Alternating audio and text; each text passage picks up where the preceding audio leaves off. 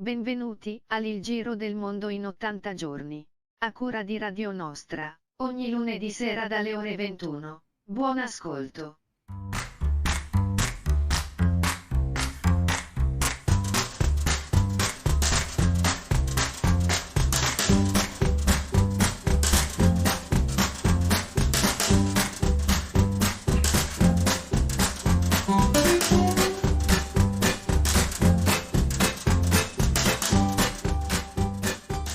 Eccoci qua, Rossella, buona Pasqua e buona Pasquetta a tutti.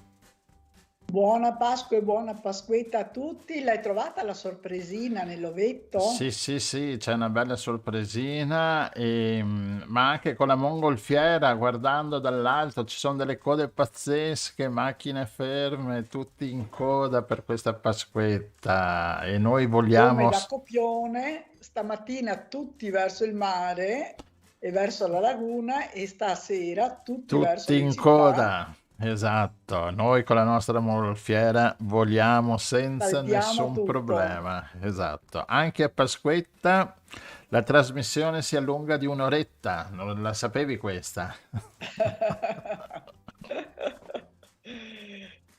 Bene, ci sarà anche, invece sarà più corta questa, penso, però sarà bella abbastanza Però densa, densa, densa. grandi ospiti, e se dico grandi ospiti, sono grandi ospiti che ci invidiano tutte le radio web E del siamo molto pianeta. onorati dei Sì, sì. nostri ospiti. Esatto, parleremo di un po' di cose, una diversa dall'altra, però ci stanno anche insieme. È finita la sigletta, siamo andati lunghi. Allora andiamo col primo brano, Artù con Ma lo sai cosa c'è?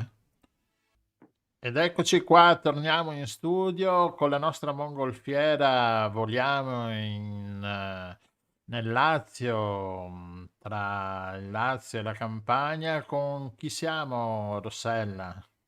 Siamo a Supino, atterriamo a Supino che è un delizioso paesino che sta riprendendo vita anche grazie alla nostra ospite, che è Luisa Morgantini, che è stata per 10 anni vicepresidente del Parlamento europeo, ma noi l'abbiamo chiamata perché è anche presidente di Assopace Palestina, che è un'associazione che si batte per la pace in Palestina e fa un po' di tristezza dirlo anche in questi giorni. Buonasera Luisa, benvenuta.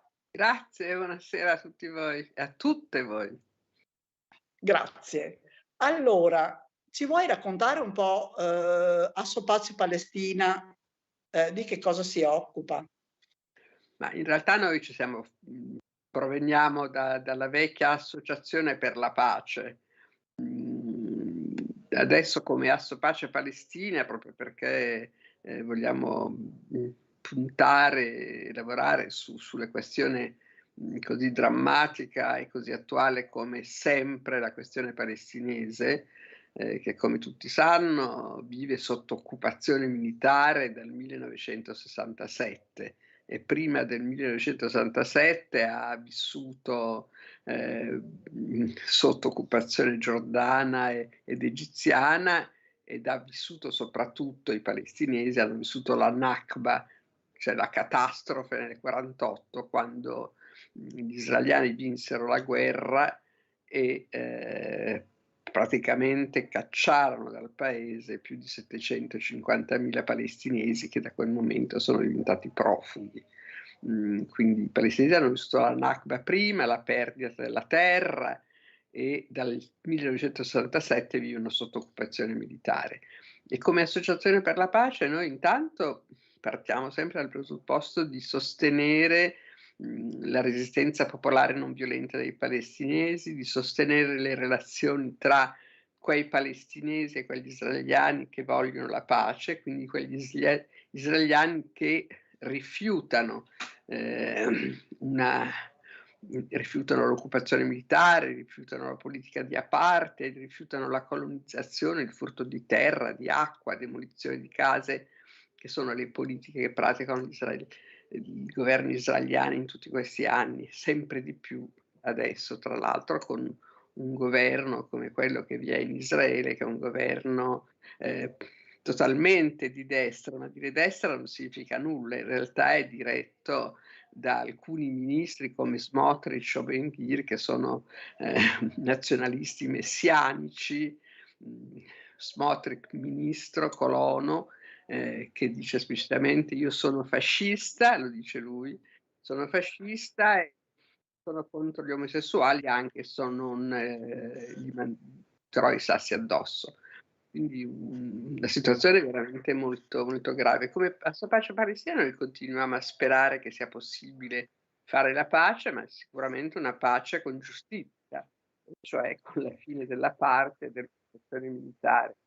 Ma sembra questa strada molto, molto lontana in questi anni. E una delle attività principali della nostra associazione è quella di andare in Palestina, in Israele, e guardare con i nostri occhi, ascoltare con le nostre orecchie, vedere cosa significa vivere in un paese che è sotto occupazione militare, un paese in cui dal 67 i giovani nati dopo quell'anno non hanno mai visto un giorno di libertà, dove all'interno non si possono muovere. Ecco, visitare la Palestina significa capire, conoscere, incontrare palestinesi che vivono sotto occupazione, ma anche che resistono, creano. Dare forza, per esempio, a tutti quei villaggi che praticano la resistenza non violenta, anche quando Israele, come per esempio nella zona a sud della Palestina, dove noi andremo, incontreremo i giovani della resilienza che difendono la loro terra, vogliono restare lì. Quindi organizziamo viaggi proprio per andare lì, conoscere, sapere e poi tornare qui e agire, perché la cosa importante è agire, no? Agire per la pace, agire per la giustizia, agire per l'autodeterminazione del popolo palestinese. Del resto, Rossella, tu hai partecipato di questi Io ho viaggi, partecipato. potresti parlarne tu.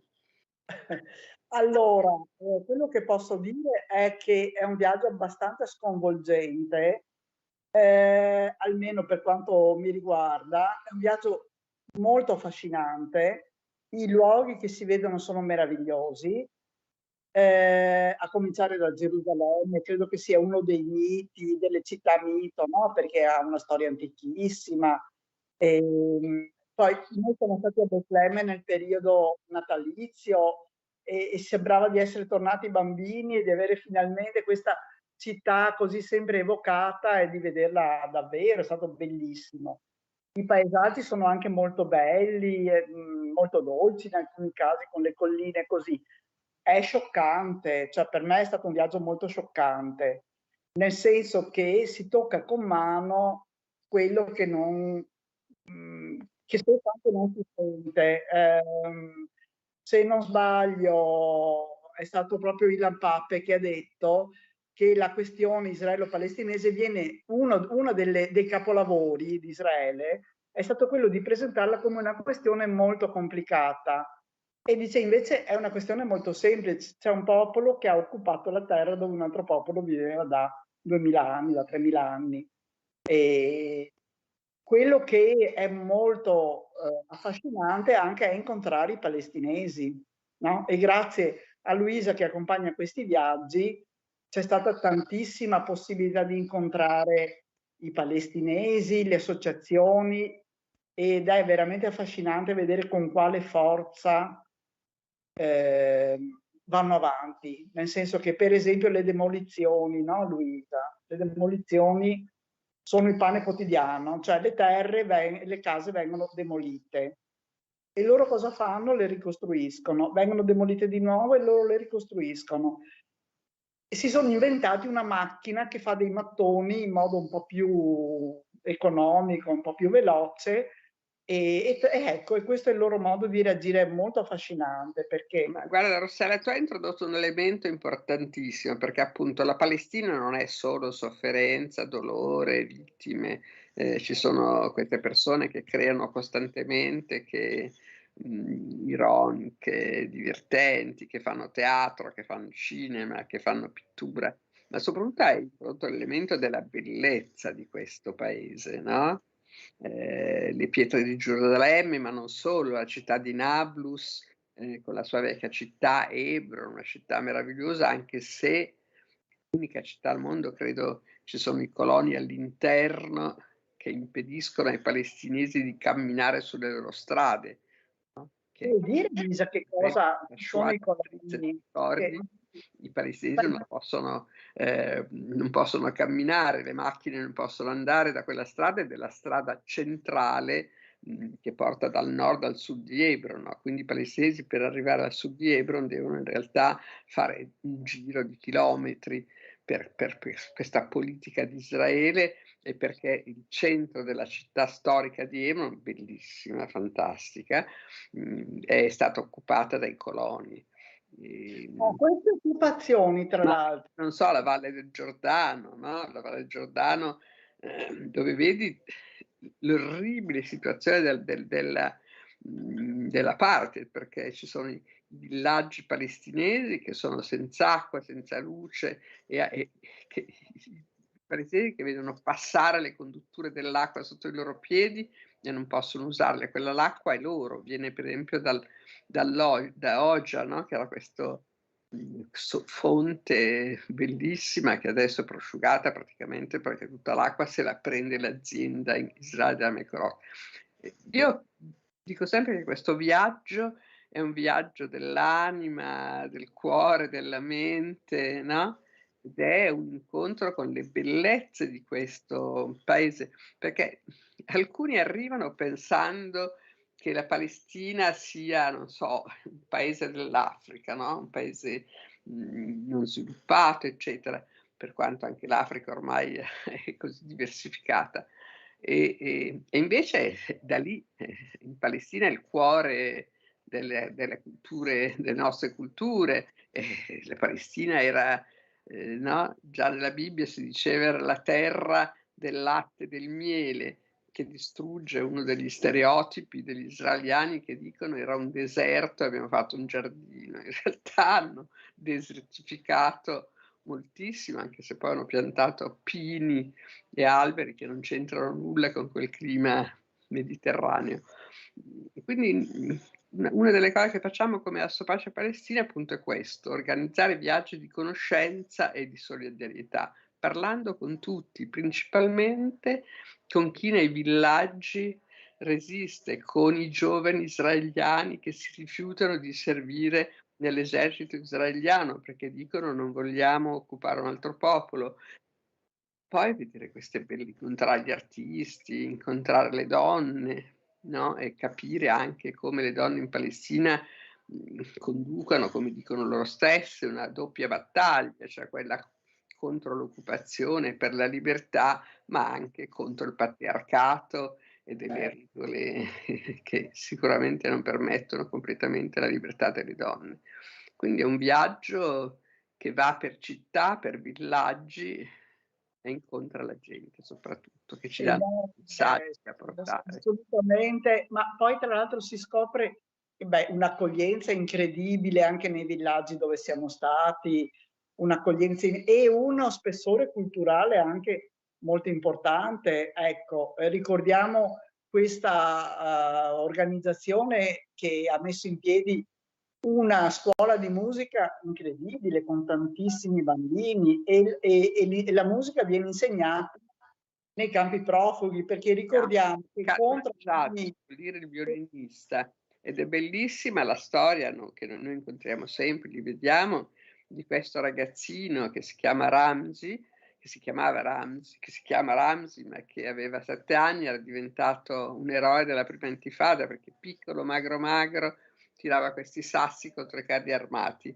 e però il suo sogno era diventare violinista, e grazie anche all'aiuto internazionale è andato a studiare in Francia ed è diventato violinista, però poi ha voluto ritornare in Palestina e dire: io sono stato aiutato, dobbiamo aiutare i giovani, i ragazzini palestinesi che vivono nei campi profughi, anche per toglierli dalla violenza e insegnargli la musica come dimensione di libertà, no? Di espressione, eccetera. Quindi il Kamanjati è uno appunto dei gruppi musicali che incontriamo, con i quali abbiamo anche progetti. Per esempio, noi non siamo una ONG, cioè non non abbiamo finanziamenti o non facciamo progetti grossi, però raccogliamo finanziamenti. Per esempio, con il Kamanjati abbiamo raccolto 50.000 euro per 50 borse di studio, non solo per studiare la matematica, in questo caso per studiare musica dentro i campi profughi di Calandia, che è uno dei più grossi campi profughi in Palestina, ma anche nel Libano, perché in Libano, ricordiamoci, sono migliaia e migliaia di palestinesi che sono profughi in Libano e che vivono ancora nei campi profughi con il Libano, che fa divieto ai palestinesi di fare 72 mestieri. Quindi ecco, ricordiamo che contro ogni così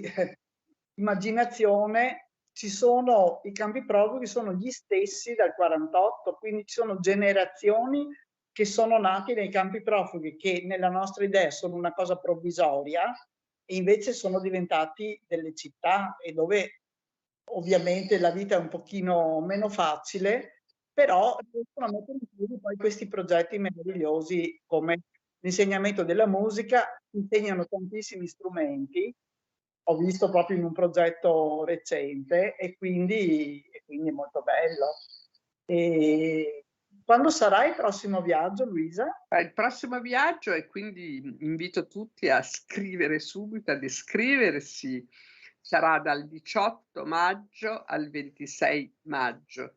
Di solito noi li facciamo nel periodo pasquale, però quest'anno la situazione è un po' complicata, e poi soprattutto era durante il Ramadan, quindi durante il Ramadan tutti sono molto ansiosi di scappare quando viene buio per fare l'iftar, e poi sono un po' nervosi perché non mangiano durante il giorno, quindi abbiamo spostato dal 18 maggio al 26 maggio, sono 9 giorni in cui appunto andremo a Nazare, Haifa, quindi andiamo anche in Israele, Nazareth, Haifa, Ramallah, Belaim, la Valle del Giordano, Massafariatta, che è questo luogo dove c'è il rischio di espulsione di più di 1300 persone che vivono in 12 piccoli villaggi. E poi andiamo appunto a Nablus, a Jenin e Gerusalemme, poi soprattutto visiteremo la vecchia Gerusalemme insieme Che è molto soli, no? affascinante. E, senti Luisa, in questi giorni si è parlato abbastanza di quello che succede fra Israele e Palestina, perché ci sono stati anche dei disordini, li chiamano da noi nei notiziari, no? Disordini, guarda, Eh, dire disordine è un'ipocrisia. No, in realtà non si tratta di disordini, si tratta di una politica precisa da parte di Israele di impedire qualsiasi possibilità di rivolta all'interno di Gerusalemme Est, che loro considerano, Israele considera capitale unica e indivisibile dello Stato di Israele, mentre invece Gerusalemme Est è occupata militarmente dal 1967. Non è stata liberata come dicono, è stata occupata militarmente, e questo lo dice anche la comunità internazionale, ovviamente non è una cosa che diciamo noi, ma che la comunità internazionale riconosce che Gerusalemme Est è stata occupata. E quello che è successo in questi 2 giorni è qualcosa di allucinante, aberrante, scioccante, lo dicono tutti, no? Il problema è però poi non assumono in toto, per esempio anche la dichiarazione dell'ONU, importantissima, dichiarazione di moltissimi a livello europeo che dicono che è preoccupante, è allucinante persino, dicono, quello che è successo all'interno della moschea, sì, perché i soldati sono entrati dentro una moschea, non mentre c'erano i facinorosi, ma mentre la gente era lì che stava pregando. E invece sostengono la polizia israeliana che perché se sono dentro non ti fanno niente, non possono essere un attacco dall'esterno, no? A parte che dentro non hanno trovato nulla, hanno trovato solo delle persone che erano sedute per terra e, come si vede nei video, hanno cominciato a bastonarli, a ferirli, e poi ci sono queste fotografie anche che hanno pubblicato per fortuna i giornali, alcuni, però la fotografia raccontava un'altra storia rispetto a quello che era l'articolo. Nella fotografia si vedevano questi giovani distesi, no? Pancia in giù, con le mani legate dietro la schiena, decine e decine, dentro la moschea. Io non capisco perché, se fosse stata una chiesa o una sinagoga, ne avrebbero parlato per anni, no? Di questa invasione di soldati armati dentro la moschea, mentre questi sono lì a pregare. E perché poi erano dentro in realtà? È vero, aspettavano e temevano che sarebbero arrivati, così come avevano annunciato, dei coloni fanatici che ritengono che lì dove c'è la moschea c'era il tempio, cosa molto contestata anche a livello storico da molti. E che cosa volevano fare questi? Andare sulla spianata e macellare, fare i sacrifici della Pasqua, cioè macellare animali lì, cioè proprio come un affronto, no, a quelli che invece sono i coloni. I coloni volevano andare per affermare, no, il potere ebraico su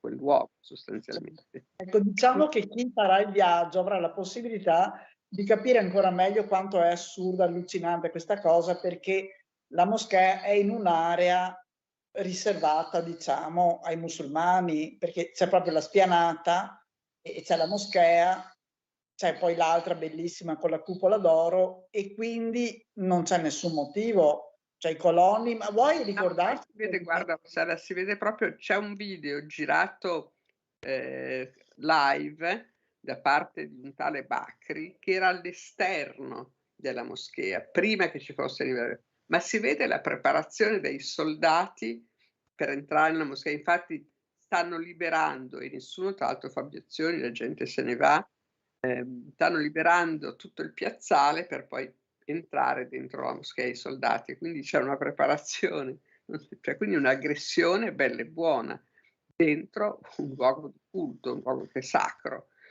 Quindi, però Ho visto che anche l'ONU parla di azioni dentro le moschee e anche dentro la chiesa. Se vi ricordate l'assedio della Natività, quella era una chiesa cristiana a Betlemme che era stata assediata dai soldati israeliani nel 2002. Comunque, per tornare ai viaggi, ecco, il viaggio è conoscenza, informazione, e noi speriamo, come Asso Pace Palestina, che andare lì significa poi tornare qui e dire, raccontare la verità, che come ti ricorderai era il messaggio che ci davano i palestinesi, ma anche gli israeliani che vanno anche con i giovani palestinesi ad opporsi agli sgomberi, ad opporsi alla demolizione delle case, ad opporsi agli attacchi dei coloni. Anche loro ci dicevano: raccontate la verità, dite chi siamo. No. Volevo aggiungere che grazie a te e alla tua presenza è anche possibile incontrare degli intellettuali israeliani, perché non è così compatto l'atteggiamento, insomma, ci sono accademici, ci sono giornalisti, ci sono sociologi che noi abbiamo potuto incontrare e che esprimono dei punti di vista molto interessanti e che purtroppo poi non trapelano molto, insomma, nei media nostri, però per quello a me piace sempre ricordare questo proverbio saharawi che dice vedere è meglio che sentire, e quindi andiamo. Vedere e sentire. No, ma intanto appunto chi vuole iscriversi può iscriversi scrivendo a viaggi@sopacepalestina@gmail.com. Ripeto, viaggi@sopacepalestina@gmail.com. Fatelo presto, perché appunto la partenza è il 18 maggio, partiremo da Roma, però ci sono, siccome viaggiamo con Ita Airways, perché prende i gruppi, e quindi ci sono anche connessioni dagli aeroporti di Milano, di Venezia, là dove c'è Ita, poi si arriva a Roma. Il viaggio ha un costo, purtroppo, ma molto basso rispetto, visto ai costi di viaggi di questo tipo, perché andiamo in un albergo, non è che non dormiamo in campagna. E il viaggio costa totalmente 1.500 euro, con mezza pensione, ma anche con il viaggio compreso, quindi 1.500 euro per vedere, conoscere e davvero fare un viaggio del cuore e della mente. Devo dire che è un viaggio molto completo per quanto, insomma, per la mia esperienza.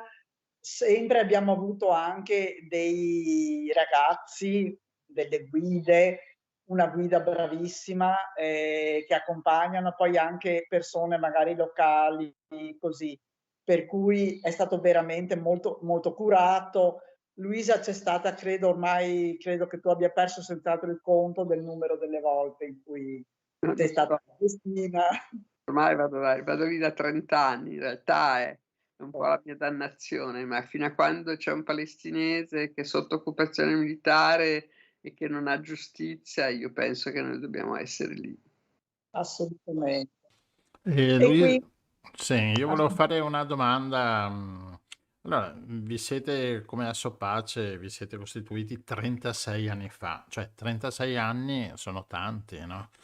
La speranza, com'è cambiata la speranza? Cioè, 36 anni fa avevate una speranza, adesso com'è la speranza? Ma c'è un grande poeta palestinese che si chiama Mahmoud Darwish, che dice che noi siamo obbligati, i palestinesi, ma anch'io mi sento di essere obbligata alla speranza.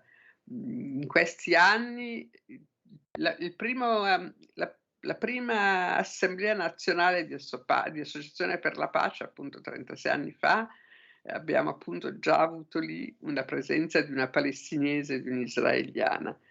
La speranza è veramente dura da mantenere viva. Io la mantengo viva perché appunto i palestinesi sono vivi, sono lì e vivono sotto l'ingiustizia, e quindi io penso che l'ingiustizia così forte deve essere abbattuta. Per cui manteniamo la speranza, ma anche i palestinesi l'hanno un po' persa, ovviamente, no? Non è che perché vedono che invece della pace, quando hanno fatto la pace, gli israeliani hanno continuato a costruire colonie in quello che doveva essere il loro Stato.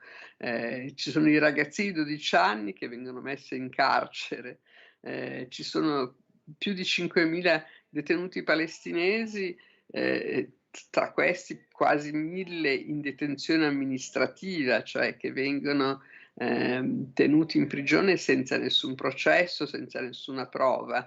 È una vita durissima quella dei palestinesi, veramente durissima. Poi ci sono anche i palestinesi che sì, fanno anche gesti terribili, però io, quando mi dicono dei palestinesi violenti, dico: ma quali violenti? Se mi portassero via la casa, mi mettessero in galera il figlio, mi picchiassero ogni volta che esco per strada, mi portano via la terra, cioè che cosa cambiano le condutture dell'acqua, demoliscono cioè, anche le scuole costruite dalle per esempio, ONG. andare in questi villaggi nella Valle del Giordano e vedere i palestinesi che devono comprare l'acqua che viene dai loro pozzi, perché la Mekorot, che è l'azienda israeliana, la sequestra. Loro devono ricomprare quest'acqua, non avere la luce nei villaggi perché il disegno di Israele è quello, per esempio nella Valle del Giordano, di cacciare più palestinesi possibile. Nel 67, quando hanno occupato la Valle del Giordano e hanno occupato la Palestina e anche Gaza, c'erano 375.000 palestinesi che vivevano in quell'area. Oggi ce ne sono 45.000, perché l'operazione di Israele è stata quella di evacuare con evacuazione forzata. Ma basta pensare a Gaza, che viene tenuta prigioniera con un embargo che dura non solo dal 2007, che dura in realtà fin dal 2000, sotto embargo, che non hanno la libertà di andare a scuola, di studenti che sono bravissimi, che vincono borse di studio e poi non gli viene dato il permesso di uscire perché Israele controlla tutta la vita dei palestinesi. Quindi c'è anche uno stereotipo, no? Che quella non è una guerra di religione, non sono i musulmani contro gli ebrei, non c'entra nulla. Cioè, il problema è la terra. Israele, soprattutto adesso, questi fanatici coloni, dicono che quella terra è loro per diritto divino e con Dio non si discute. E invece i palestinesi che vivono da sempre lì, anche loro, anche gli ebrei hanno vissuto sempre lì, non è che non ci sono mai stati gli ebrei, sono arrivati solo dopo il 48, no. Però la terra era palestinese, anche di proprietà, e invece viene confiscata quotidianamente.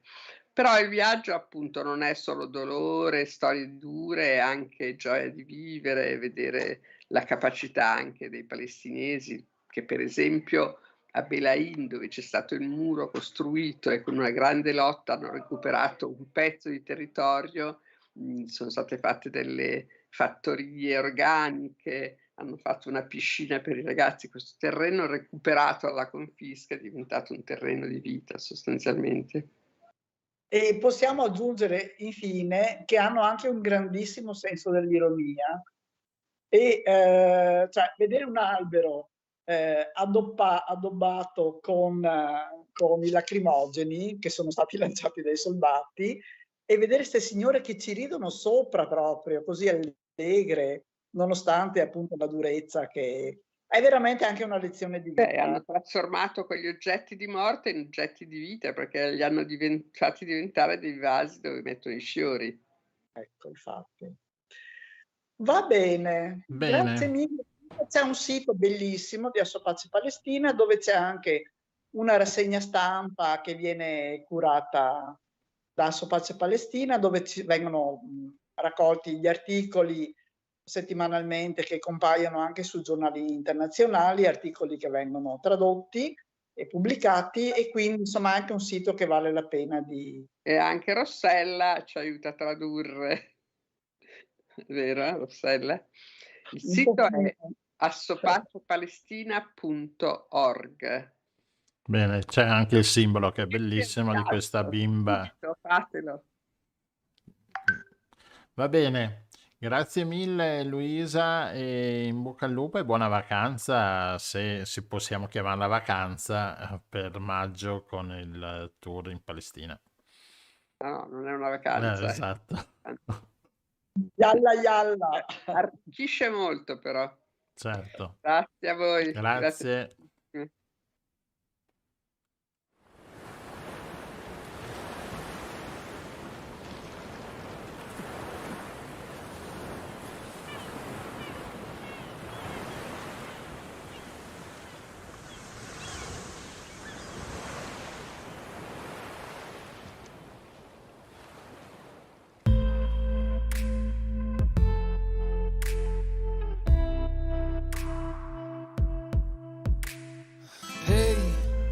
La luna ci guarda, prime luci dell'alba, capelli bagnati, maglioni buttati e la foto dei Queen. Ti vedo ballare, mi perdo nel mare io e te, e la luna sei tu. Tutto è come te, come il vento che c'è, sei bella di più, nuda e semplice.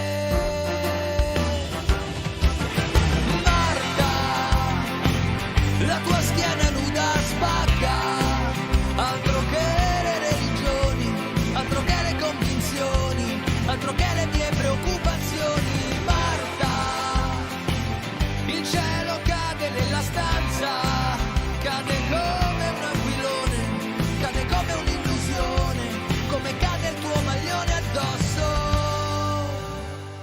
Ehi, facciamo l'amore, è come una danza. E mentre balliamo capisco che tutto è perfetto così, ma non è abbastanza. Che cosa ti aspetti tu da me? Mi piaci di più, nuda e semplice. Marta,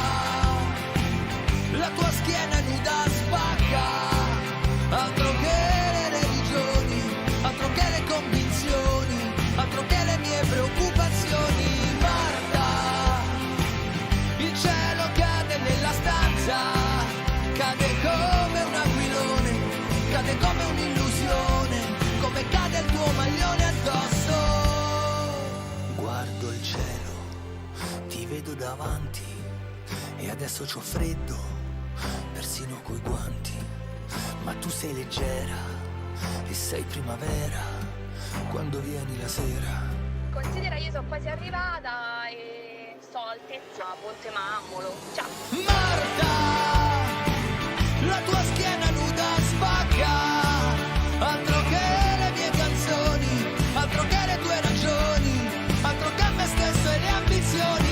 Marta, e il cielo cade nella stanza, soprattutto in certi giorni, tu li sai tutti quei giorni che finiscono e ti sento addosso, ti sento addosso.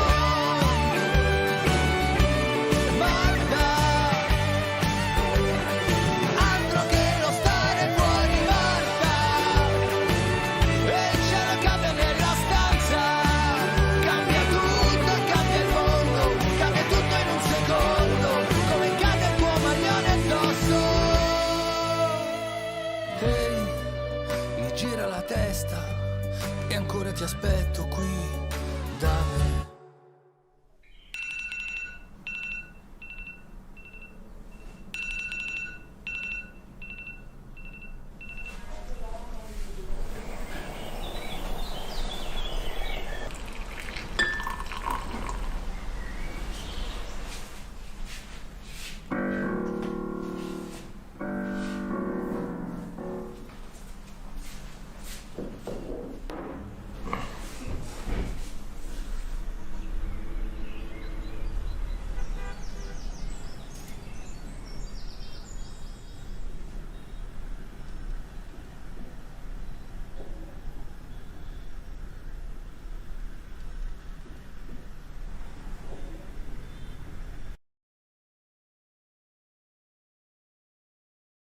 Tornati in studio con noi il professore dell'Università di Ca' Foscari di Venezia, Fabio Pranovi. Buonasera professore. Buonasera, buonasera a tutte e a tutti. Buonasera professore, bentornato. Il professore è professore di Grazie. ecologia presso il Dipartimento di Scienze Ambientali e un po' di altre cose che non ricordo. E l'abbiamo chiamato perché poche settimane fa è stato approvato dall'ONU un trattato che riguarda l'alto mare, cioè le acque non territoriali, che erano un po' considerate terra di acque meglio di nessuno, no? Dove si poteva un po' forse agire un po' più liberamente, oppure adesso il professore ci spiega un pochino. Sì, è stato appunto trattato, sì, sottoscritto diciamo appunto dall'ONU, dai Paesi membri dell'ONU, questo trattato di alto mare che in effetti cerca di porre un po' un limite, o comunque di iniziare a regolamentare lo sfruttamento in generale dell'ambiente marino, in particolare delle zone diciamo lontane dalle aree di costa, ecco, sostanzialmente quelle che non ricadono sotto una giurisdizione nazionale degli stati. Un primo tentativo appunto di andare nella direzione di avere un regolamento diciamo su appunto lo sfruttamento delle risorse in questi ambienti oceanici, risorse sia rinnovabili, quindi sia l'attività di pesca, ma anche diciamo soprattutto in alcuni casi la parte di estrazione di idrocarburi, non solo, diciamo anche di altri composti, ecco, chimici. E proprio perché appunto sono zone distanti dalle coste, difficili da gestire, e quindi seppur soggetti ai trattati internazionali di vario genere sono appunto una situazione che in qualche modo andava gestita, ecco. Detto che poi è un trattato dell'ONU, quindi sì, su base volontaria, non c'è poi un obbligo reale, l'ONU non ha capacità appunto di gestire diciamo direttamente queste cose, però insomma è un significativo primo passo in questa direzione. Diciamo che il problema rimane in generale proprio quello della gestione di queste attività, perché diciamo con la legge del mare degli anni '80 si era iniziato a definire appunto una gestione di alcune aree, soprattutto quelle diciamo più vicine alla costa, identificando il fatto che ogni paese poteva definire una cosiddetta area economica esclusiva, diciamo un'area che arrivava dalla linea di costa fino a 200 miglia di distanza, e in quella zona quel paese aveva i diritti esclusivi di gestione, ad esempio della pesca. Quindi se un altro paese dove voleva entrare, o volesse entrare perché è ancora in vigore, in quell'area deve chiedere diciamo il permesso, deve fare delle richieste ai governi, eccetera. Ovviamente il paese che ha la gestione si incarica anche poi di applicare il controllo, eccetera. Questo fu praticamente appunto un primo passo assolutamente fondamentale per certi versi. Ovviamente ha creato notevoli problemi, nel senso che moltissimi paesi in via di sviluppo hanno usato le zone economiche l'accesso alle zone economiche esclusive come merce di scambio per ridurre il debito, soprattutto in relazione all'attività di pesca in particolare, ma anche all'attività estrattiva. Quindi hanno ceduto, diciamo, il loro diritto di sfruttare quell'area. Esattamente. Ad esempio c'è il caso abbastanza eclatante per quanto riguarda la pesca, il caso delle coste del Senegal. Il Senegal ha istituito la zona economica esclusiva, però poi ha dato appunto i diritti di pesca ad alcune nazioni più sviluppate, e il problema è che quindi in qualche modo succede che in queste zone vanno a pescare flotte provenienti da questi paesi sviluppati, e in un posto in cui però il controllo, diciamo, il rispetto delle regole è ancora giurisdizione del Senegal, che non ha nessuna capacità che non ha i mezzi di implementarle. Quindi è il massimo, diciamo così, per chi va a pescare lì, perché è un posto in cui non ci sono più regole. E questo ha creato tutta una serie di problemi. Le risorse ittiche sono diminuite in maniera sostanziale, in alcuni casi alcune specie sono quasi scomparse, e ha messo in crisi questo tutta l'attività di pesca costiera dei pescatori dei villaggi, diciamo, costieri, i quali hanno dovuto cercare di cambiare mestiere perché appunto non riescono più ad andare in mare a pescare. Perché ovviamente quando parliamo di regole, per esempio, ci sarà un limite del pescato, un limite delle specie. Esattamente questo, però appunto il problema è che qui chi sfrutta viene da un paese sviluppato, e chi invece deve porre le regole e farle rispettare è un paese che ha tutta una serie di problemi. Ecco, diciamo il trattato di alto mare va nella direzione di implementare situazioni di questo tipo, quindi controllo e gestione su una scala molto più ampia. Ad esempio, uno degli aspetti fondamentali fino a qualche anno fa era la possibilità di gestire, meglio di controllare e regolamentare l'attività di pesca, ad esempio nel mare Antartico, nell'Oceano Antartico, talmente distante da qualsiasi paese che anche lì diventava estremamente complesso.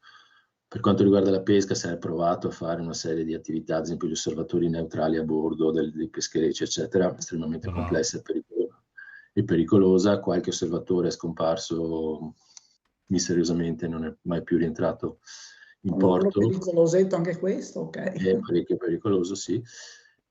Però anche lì, proprio perché altrimenti il problema diventa che non si riesce a gestire, diciamo, l'attività di sfruttamento. Il trattato in questione dell'ONU in qualche modo è stato anche sollecitato dal fatto che col cambiamento climatico, riduzione dei ghiacci, soprattutto in Artide, si stanno aprendo nuove rotte commerciali, ma anche nuove aree di pesca, e quindi si sta scatenando adesso la rincorsa a queste zone che, essendo appunto zone non soggette a controllo, diciamo, nazionale, sono in qualche modo una terra, o meglio un oceano a disposizione comune, e quindi chi prima arriva prima può sviluppare un'attività di sfruttamento, in quel caso sia di pesca ma anche soprattutto estrattiva. Sotto il Polo Nord ci sono parecchi giacimenti di varie cose, quindi lì è effettivamente un grosso problema.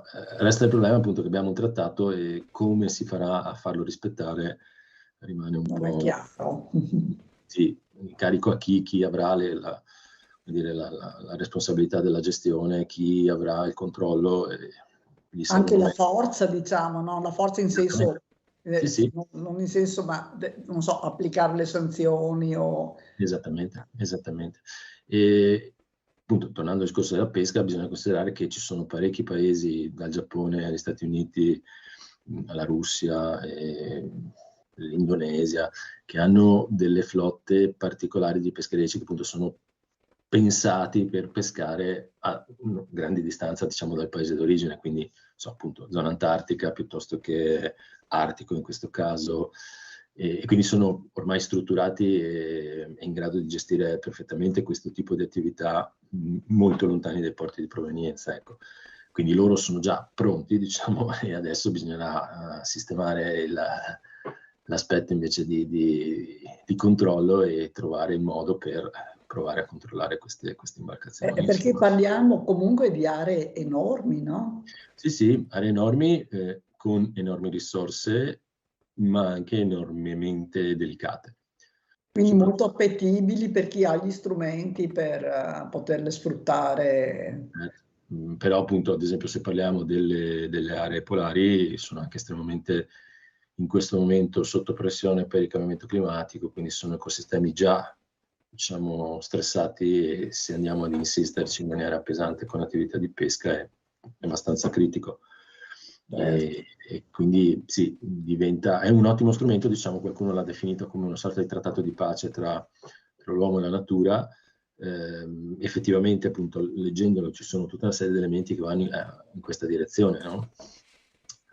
Però rimane poi il problema dell'implementazione di questi trattati internazionali, che sono di difficile, appunto, gestione, proprio perché sono, come dire, provano a regolamentare attività che vengono molto distanti dai paesi di origine e con appunto rapporti di forza estremamente complessi tra chi dovrebbe controllare probabilmente e chi invece verrà controllato. Ecco. Ma e questo trattato è stato approvato da tutti i paesi o dalla maggior parte, diciamo? Sì, è stato approvato alla maggioranza, forse all'unanimità, e anche sottoscritto, però alla fine sì, rimane il problema che è un trattato, cioè il rispetto è assolutamente su base volontaria, insomma. Ma adesso seguiranno degli strumenti applicativi o...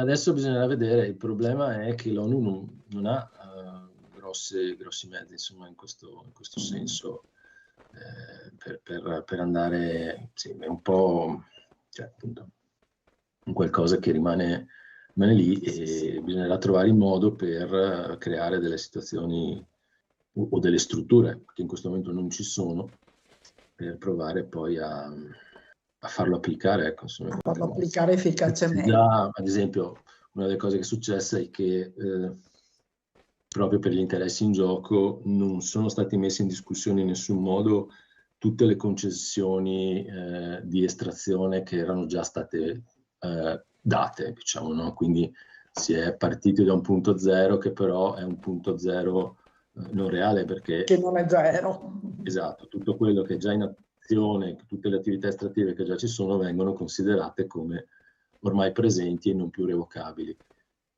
Quindi anche questo, insomma, non è di semplice gestione in qualche modo. Certo. Però appunto è probabilmente stato l'unico modo per non avere diciamo troppi inghippi e altrimenti magari i paesi più potenti, visto che parliamo di estrazione, che di questi tempi poi è particolarmente un fronte caldo, no? Sì, idrocarburi in particolare. Sì, non sarebbe mai stato possibile farlo passare probabilmente, insomma. Però anche questo dà una misura, no?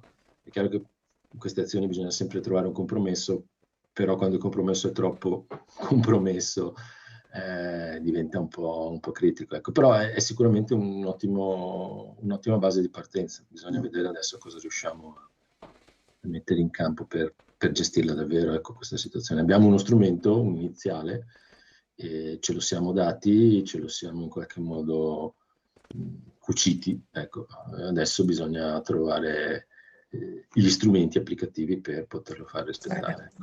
Speriamo che abbia anche la funzione di suscitare un po' di attenzione da parte delle popolazioni, no? Perché sì, su questo sì, assolutamente. Su questo sono un po' dubbioso, ma comunque, no, nel senso che adesso è un po' di tempo che faccio questo esempio ai miei studenti, ma sembra, se avessimo la possibilità di come dire, mettere lo stesso zelo che mettiamo quando qualcuno imbratta un palazzo e esce il sindaco e lo insegue, quando invece vediamo un'azione appunto di degrado ambientale, sarebbe una bella cosa, ma non siamo ancora lì. Quindi sì. Chiamiamolo il sindaco, forse ha voglia di placare anche... Sperare, sì, no, ma appunto, secondo ogni volta che in TV si vedono, non so, immagini di una foresta amazzonica che viene abbattuta, piuttosto che un oceano che viene appunto sovrasfruttato, eccetera, ci fosse quello stesso tipo di reazione anche da parte dell'opinione pubblica in qualche modo, no? Certo. Sarebbe già un buon passo in avanti, ma siamo ancora in una situazione in cui probabilmente siamo molto interessati a difendere l'Australia, hanno ciò che devastato facciamo noi, gigantesche aree intorno a Los Angeles, ma sono non siamo in segni grado evidenti di di un applicare lo cambiamento stesso climatico zelo che nel sta difendere piegando il invece nostro quello che pianeta. poi E a risentirne garantisce sono la nostra anche i sopravvivenza. mari, gli Diciamo, io oceani dico che sempre, con un diventano Van sempre Gogh più caldi. Lo non rivela ci fa un'analisi sopravvivere, il climatica pezzo di messa a foresta punto da invece che se ne 13 va istituti di è ricerca di tutto fondamentale per il mondo, sopravvivere. tra cui gli italiani Certo. dell'Istituto Però siamo Nazionale così. Geofisica e Vulcanologia e dell'Enea, Sì, poi che ha magari evidenziato queste come le azioni temperature servono delle anche, acque del no, 2020 siano a le più alte mai dirottare registrate l'opinione nella pubblica. storia. In particolare il Sì, nostro però mar insomma il messaggio Mediterraneo dei ad avere ragazzi il più è alto abbastanza tasso di chiaro. riscaldamento a livello globale e quello Ma con pare la che non si variazione di voglia tanto salinità ascoltarlo, maggiore. perché Anche forse è un il messaggio un po' ecosistema scomodo marino soffre fortemente di che questa costringerebbe variazione. a qualche virata, ma qua virate non... Sicuramente. Però ecco appunto, poi d'altra parte poi abbiamo queste azioni, questi trattati, no, che vanno esattamente nella stessa direzione, tra virgolette, ma che Le fiamme che un vengono anno fa appunto, hanno ridotto in cenere sì, l'Australia e hanno colti anche devastato abbastanza gigantesche enfatizzati. aree intorno a Los Angeles sono i Adesso, segni evidenti di un non ho cambiamento provato, ma credo che climatico se che sta facessimo un piegando conto il di nostro quante pianeta. parole E a vengono spese risentirne nei media su queste azioni, diciamo, di questi attivisti e quanto invece è stato speso per il trattato sul mare, Ah sì, non certo. non c'è paragone, nel senso che hanno comunque più peso tutte quelle opinioni, diciamo, quell'idea di ma questi che vogliono devastare Anche lo sì, musei, che stanno distruggendo le opere, scandalistica, sì. no? E quando invece abbiamo un trattato che invece comincia a dire delle cose che potrebbero essere utili per poi evitare di distruggere allo stesso modo del Van Gogh l'oceano. Certo. Va bene, professore. Allora, speriamo che questo trattato, continuiamo a ricordarcelo nei giorni in cui è stato approvato, se ne è parlato un pochino, insomma, anche con una certa enfasi. Sicuramente. Speriamo che poi non lo mettano da parte sotto la pila delle cartelline e resti lì così. Esatto. No, ma adesso appunto speriamo soprattutto che si trovi velocemente il modo per iniziare a usarlo, ecco. Probabilmente questa è un po' la cosa, cioè bisogna trovare la spinta, la molla per riuscire a mettere in pratica quanto c'è scritto dentro. Certo. Lì è l'ennesima sfida che abbiamo come società a livello globale, davvero in questo caso, perché stiamo parlando degli oceani, quindi in pratica del 70% della superficie del pianeta, insomma. Ecco, ha fatto bene a ricordarcelo questo, perché noi poi che viviamo in un ambiente molto chiuso che è il Mediterraneo, no? Non ci ricordiamo che invece gli oceani sono grandissimi e occupano i 2/3 del pianeta, quindi... Sì, siamo un pianeta blu che però adesso ad esempio paradossalmente sta soffrendo la siccità in alcune parti, diciamo, no? Quindi è abbastanza... In alcune zone ci sono devastazioni, eccetera. Esatto. E volendo leggere anche questi segnali, no? Ah sì, ne abbiamo dei segnali di cambiamento climatico, ne abbiamo parecchi. Volendoli leggere. Bene, ci sarebbe anche, che ne parleremo un'altra volta, appunto, con la problematica del riscaldamento degli oceani, che quello trova Cioè, riguarda un po' tutti, sembra che non riguarda nessuno, ma sembra che sia una cosa distante, no? Il riscaldamento degli Sì, oceani. esatto, ma è un po' questa c'è l'idea, no? Anche qui è un trattato che va a gestire delle cose molto lontane fisicamente da noi, nella pratica in realtà molto vicine, perché abbiamo scoperto, o dovremmo aver scoperto anche con la pandemia, che tutto è estremamente connesso, quindi sì, assolutamente. Il cambiamento climatico e il riscaldamento degli oceani all'interno del cambiamento climatico è uno degli elementi forse più critici e più Esatto. da attenzionare, Dove insomma. appunto dopo ci va la salinità anche Esattamente. dell'oceano, che quindi anche quello sembra una cosa di poco conto, ma No, anche assolutamente. esatto. Va bene, professore, grazie mille. È già prenotato allora per la prossima volta. La prossima volta sappiamo già di cosa parlare. Esatto. Grazie mille, buonasera. Grazie a voi, buona serata. Grazie mille. È tutto qua, le voci delle donne, i gatti per la strada, i panni stesi al sole, il fumo di un cannone, i canti delle suore, una ragazza madre, le luci per le scale, e il pianto di un bambino appena nato e tu non parli più coi tuoi, e la vicina che ti sveglia sempre troppo presto la domenica mattina, come sempre quando la incontri la guardi e sorridi, rivedi un po' te. Pietra lata come eterna rimane sempre quella, la luna in un barattolo, polvere strade, polvere vita, polvere me.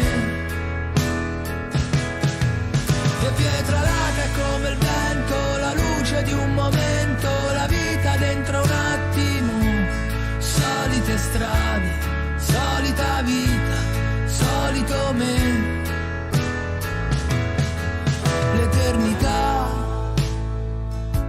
il fiume in un abbraccio, il cielo verso sera, chi torna dalla guerra, la neve a primavera, e le cicale fino a non dormire, le serrande giù di un bar, e un colosseo di case come stelle, tu che scendi dopo cena a far l'amore nella macchina, e amore profondo, e l'acqua del fosso, e soli io e te. Pietra lata come eterna rimane sempre quella, la luna in un barattolo, polvere strade, polvere vita, polvere me. E pietra lata come il vento, la luce di un momento, la vita dentro un brivido, solite strade, solita vita, solito me, come io e te. E si fa giorno.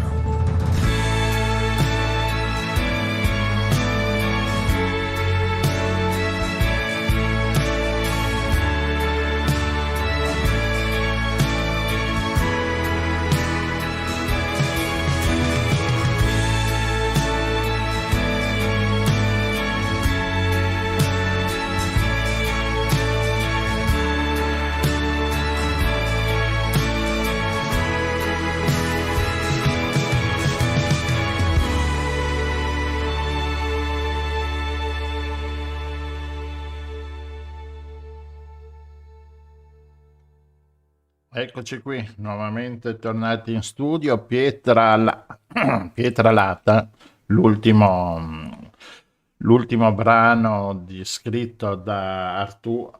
Artù è il nome d'arte, il suo nome è Alessio Dari, e è uscito proprio 3 giorni fa, quindi ci hanno... In bocca al lupo.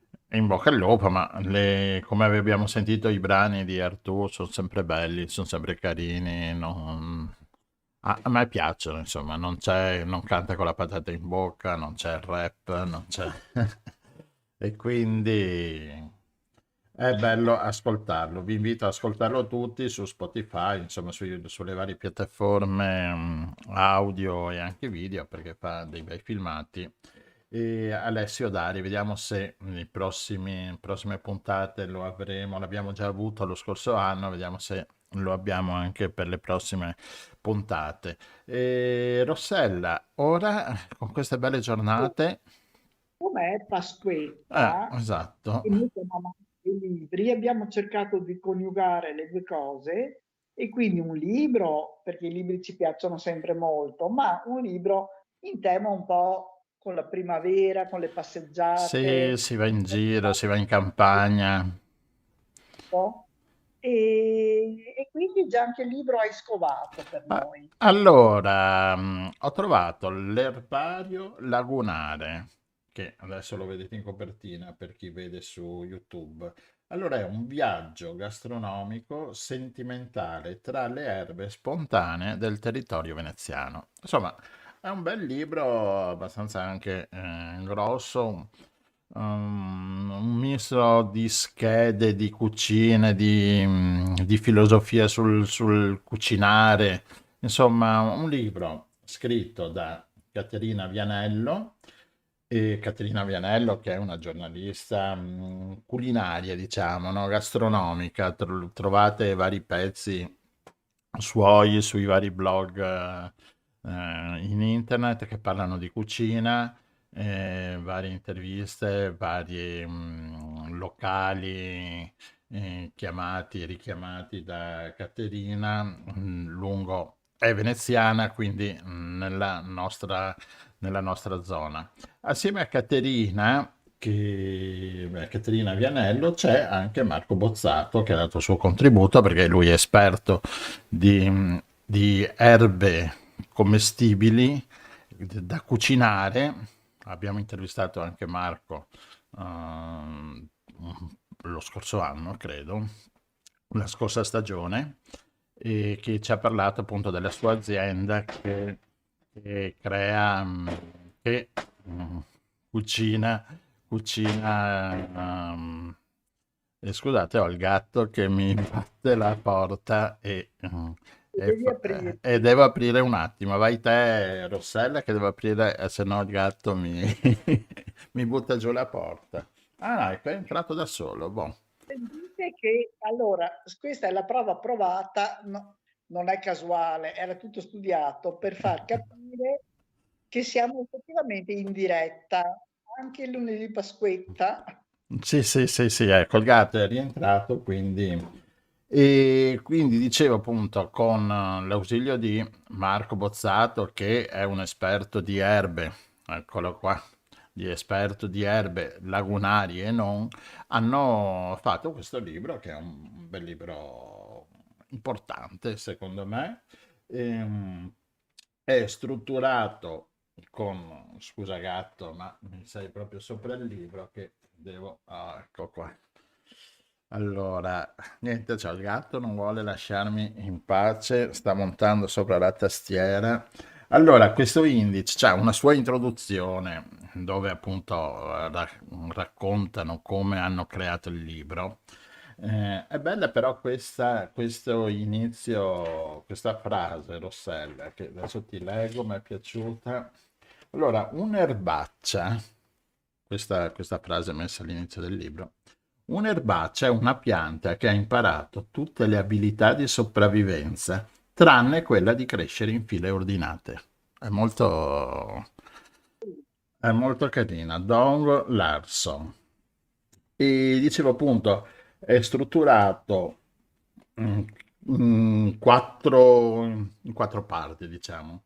Una serie di schede, ma non sono proprio le classiche schede, eh, diciamo, che raccontano la pianta come è fatta, dove la trovi e cosa ci fa. Insomma, è raccontata insomma, con un po' di un racconto, con una fase insomma, piacevole da leggere.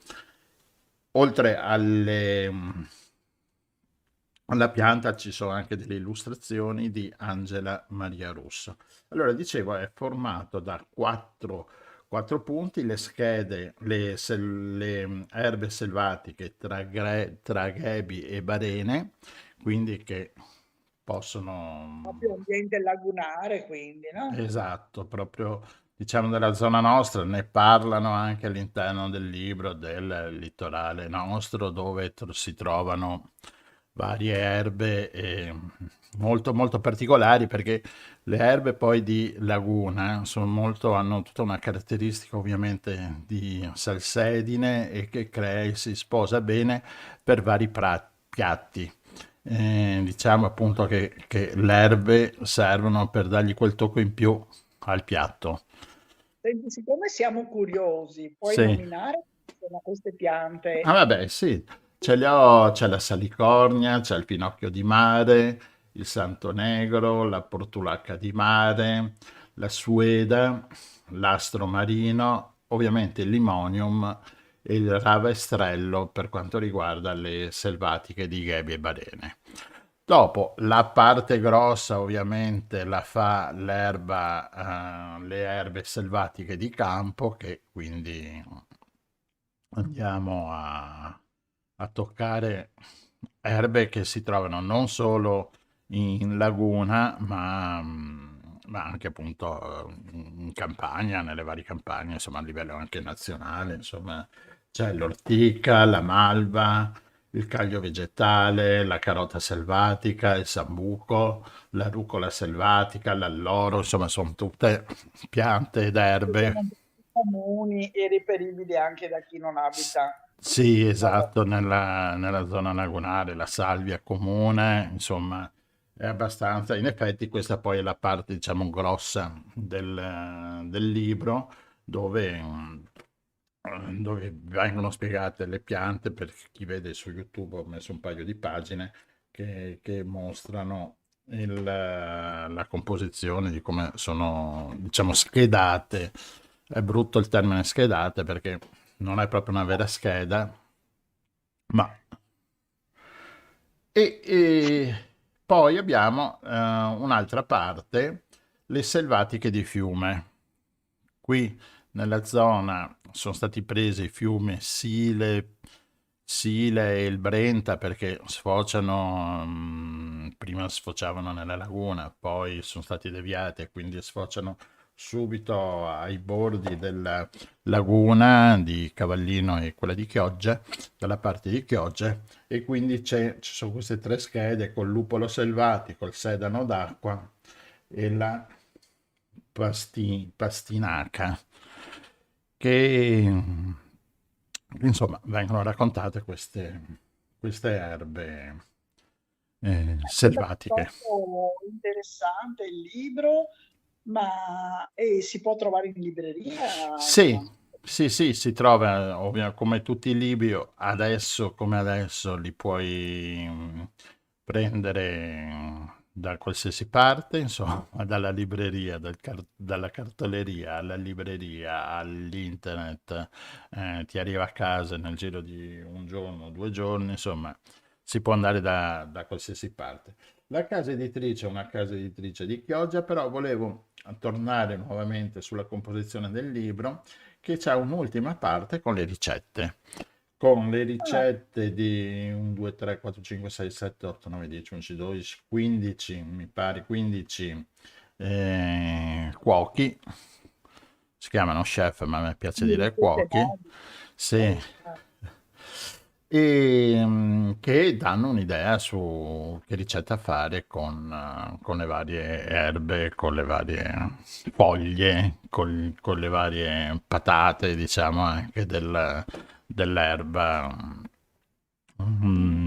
trovata, insomma. E è un bel libro che ve lo consiglio, insomma. Ecco, è un po'... Sì, già una ricetta che ti ha colpito per il titolo. Ah, no, per una ricetta che mi ha colpito, allora, siccome sono tutte ricette fatte con i piatti normali, oppure col pesce, con la carne, quella che mi ha colpito più di tutti è l'ultima, forse perché a me piace la pizza.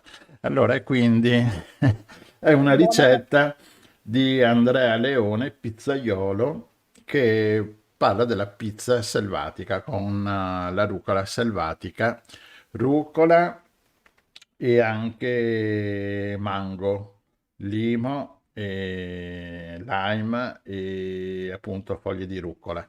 Racconta un po' com'è fatta, viene un po' tritato tutto quanto, un po' frullato il tutto e poi messo sulla pizza, ma non ve lo racconto in dettaglio perché il libro va comprato e così quindi va letto e preso. La rucola selvatica ha un sapore molto particolare, Sì, secondo me. sì, è buonissima, la trovi dappertutto, quella con le foglioline gialle, insomma è abbastanza facile da scoprire anche perché è quella forse che esprime un odore subito che te la fa riconoscere immediatamente, insomma. E dicevo, la casa editrice è di Chioggia, una piccola casa editrice, ma devo dire che il libro è fatto bene, è anche ben stampato, ben curato, insomma, una casa editrice Il Leggio, libreria editrice di Chioggia e niente, prendetelo. E le Ecco. immagini anche ci sono, no? Sì, sì, sì, sono disegni di Angela Maria Russo, che credo che che sia. illustra queste piante, così chi vuole andare a raccoglierle, ok. Sì, sì, sì, può benissimo capire che erba è, insomma. E ecco, devo dire, è un po', diciamo, un po' pesantino da portare via quando sei in gita, però, insomma, dentro allo zaino ci sta, insomma, oppure lo leggi un po' prima e dopo lo porti via. Ci si prepara, sì. Esatto. E niente, questo qua è il libro che vi consigliamo adesso in primavera, è ideale per uscire a fare le scampagnate. Un motivo in più per starsene all'aria aperta, no? Sì, esatto. Ed è anche un motivo, anche il libro lo dice all'inizio, di prendere anche le piante così come le trovi, come in passeggiata, senza avere già uno scopo, che ne so, di andare a prendere tutta la rucola selvatica. Niente, camminando puoi raccogliere un po' di erba di questo, un'erba quell'altra e siccome appunto servono per dargli quel gusto in più al piatto, insomma, alla fine della giornata ti riporti a casa anche un po' di territorio che hai visitato. Buoni, qualcosa di locale, qualcosa di genuino Sì, e e anche qualcosa di saporito. sì, e anche il ritorno, c'era una frasettina, bella, vediamo se la trovo, un ritorno anche al passato, all'antico, perché l'autenticità delle erbe sono da millenni, insomma, era la cucina, diciamo, povera di una volta e quindi ritorni un po', qua parla di rivoluzione culinaria, cioè ritornare un attimino ai gusti di una volta con le cose semplici, insomma. Le cose semplici che però possono dare molta soddisfazione in cucina. Esatto, Ecco, sì. pensando anche alle ortiche, per esempio. Tra l'altro adesso si trovano ancora quelle piccoline che non vanno usate quelle giovani, insomma, altrimenti diventa un po' complicato la gestione. E chi ha la fortuna di andare in barchetta a remi, Sì, piano, in silenzio, senza disturbare tutto il resto degli abitanti della laguna, e raccogliere anche un pochino di, non so, saporia, per esempio. sì, esatto. Ci sono queste appunto erbe che dici, boh, insomma, le vedi sempre là, ma servono per anche queste commestibili e quindi ti dà quel tocco in più sul piatto, sul Anche risotto. un sapore, una sfumatura di Sì, sì, salinità sì, che insomma si arricchisce. esatto. Bene, Gianluigi, grazie per questa Bene, ho chicca fatto. un po' particolare.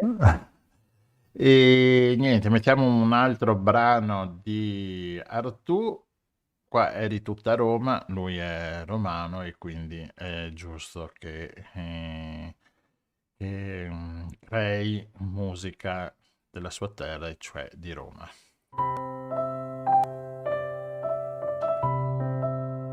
Sei tale e quale me, nella semplicità, nei tuoi capelli blu che parlano di te. C'è dentro un po' di me, c'è dentro un po' di tutto. L'amore sul parquet, lo so non è un granché. Sei tale e quale me, tua madre che ne sa di cosa siamo stati, dei libri sotto al banco, di un film alla TV, delle tue voglie in macchina, fino a non parlare più, fino a non parlare più. E con la sigaretta dietro all'altra mano, tu mi tenevi stretto ore, ore, ore, ore, ore, e mi saltavi addosso e lo facevi piano, negli occhi tutta Roma, Roma, Roma, Roma e ancora Roma, e non piangevi più, non ci pensavi più.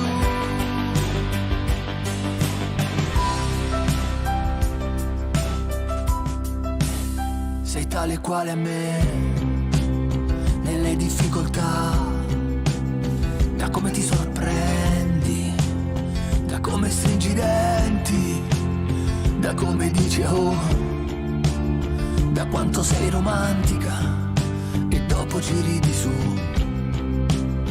mentre il cielo viene giù. E con la sigaretta dietro all'altra mano, tu mi tenevi stretto ore, ore, ore, ore, ore, e mi saltavi addosso e lo facevi piano, negli occhi tutta Roma, Roma, Roma, Roma e ancora Roma, e non piangevi più, non ci pensavi più.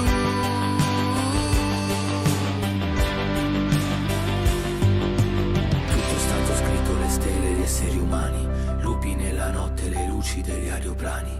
C'è una sigaretta nei vuoti della città, c'è Campo dei Fiori che brucia fino all'eternità. Rosse sull'asfalto, la luce, la verità, come che ha vissuto il futuro che tornerà. Gli occhi dei bambini cambiano l'umanità, cadono dai muri rosari nelle città. Rosse sull'asfalto, la luce, la verità, come che ha vissuto il futuro che tornerà. Gli occhi dei bambini cambiano l'umanità, cadono dai muri rosari nelle città. Pensaci, pensaci, pensaci che non ci fonda. Pensaci, pensaci, pensaci che io non ci torna.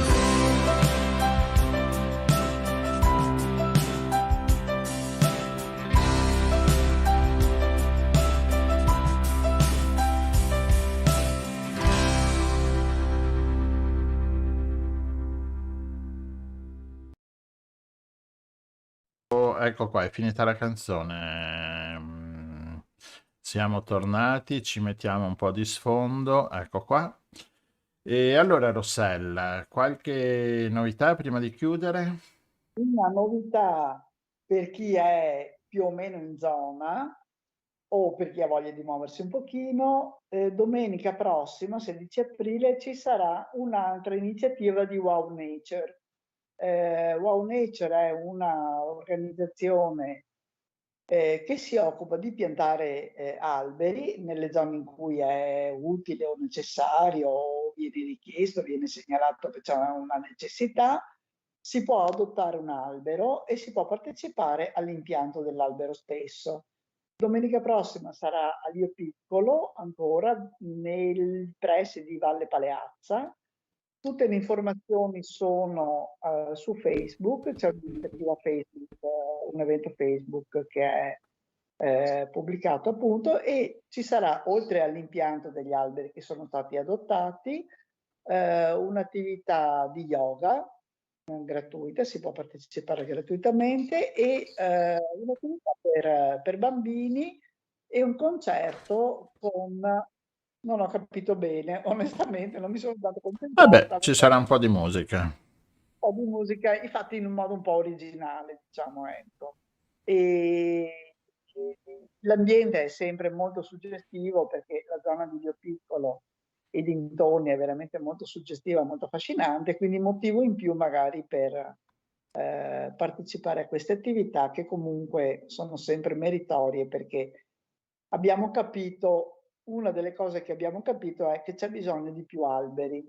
Quindi Wow Nature, WOW, e niente, perché ha voglia di stare un po' all'aperto, insomma un'attività per l'ambiente e nell'ambiente. E ricordiamo che però nel fine settimana c'è la ZTL per Lio Piccolo, quindi si può arrivare a Lio Piccolo, zona da Saccagnana in poi, in pratica all'interno della laguna, si può arrivare solamente con macchine ibride o elettriche, o automobili ibride o elettriche, oppure in bicicletta e a piedi.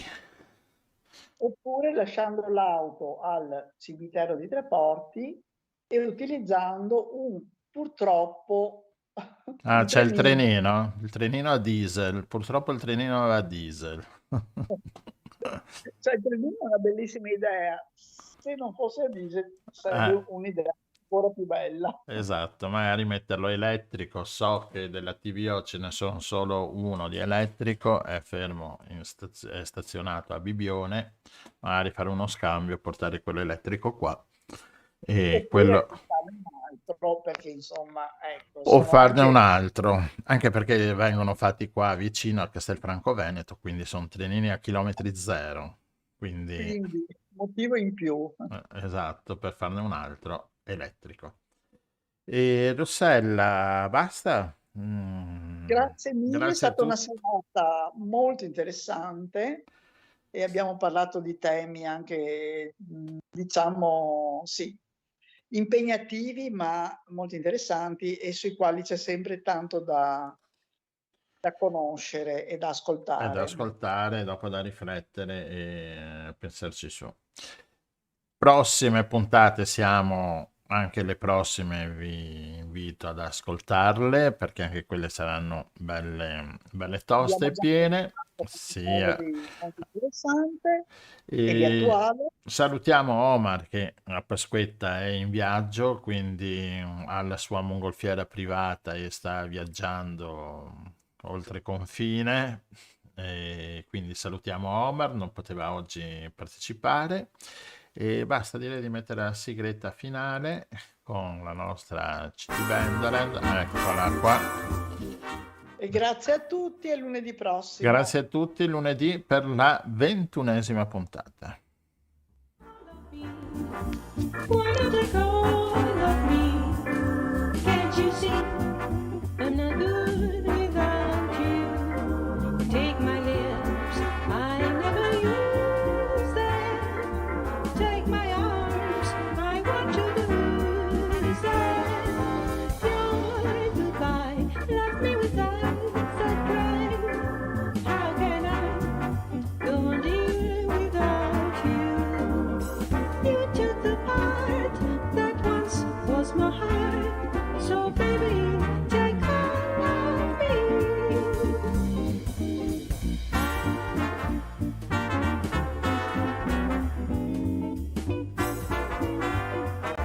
Avete ascoltato Il Giro del Mondo in 80 giorni, seconda serie. A cura di Radio Nostra. Scritto e condotto da Rossella e Gianluigi. Una produzione dell'associazione La Rete. Musica della sigla finale di City Bandland. Il programma lo puoi seguire su YouTube, Spotify, Anchor Podcast, Google Podcast, sui social Facebook e Twitter. E sul sito www.radionostra.gindofri.com. All of me, why not you call on me? Can't you see?